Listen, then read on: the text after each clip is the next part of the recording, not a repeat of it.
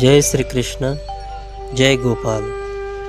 मेळघाटातील नंदगवळी समाजाची लोकसंस्कृती या भागात आज आपण पाहणार आहोत गवळी समाजाची भटकंती.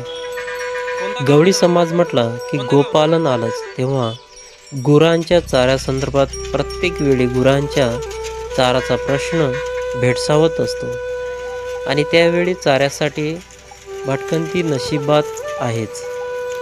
जंगलातील चारा संपला की मग चाऱ्यासाठी भटकंती करावी लागते.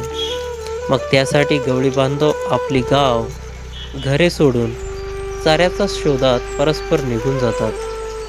डिसेंबर संपला की गवळी आपल्या वऱ्हाडच्या दिशेने त्याचे पाय वळू लागतात. मजल करत ते मेळघाटच्या गाभाऱ्यात राहणारे सर्व मंडळी वऱ्हाडच्या दिशेने चालू लागतात. तेव्हा त्यांच्यासोबत सर्व हेटीचे साहित्य घेऊन चालण्यासाठी बैलगाडी असते.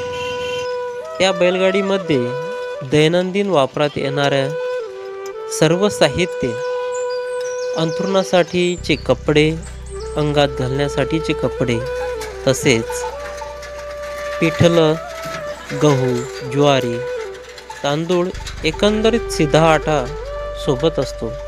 त्याशिवाय गाई म्हशींचे बांधण्यासाठीचे उपयोगात येणारे साहित्य, ढेप, भरडा, खवा बनवण्यासाठी लागणारी कढाई, सराटा, दूधसाठी लागणारी बकेट, कॅन, खाणेपिणे व पाणी पिण्यासाठी लागणारी भांडी इत्यादी एकाच बैलबंडीमध्ये भरून असतं.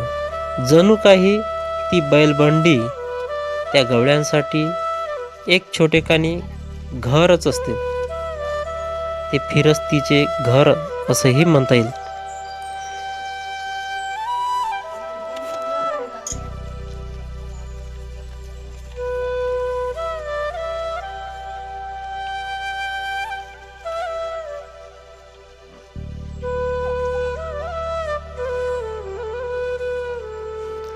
दिवसभर चालून थकलेली ही मंडळी सायंकाळी एका जागेवर विश्रांती घेण्यासाठी थांबतात.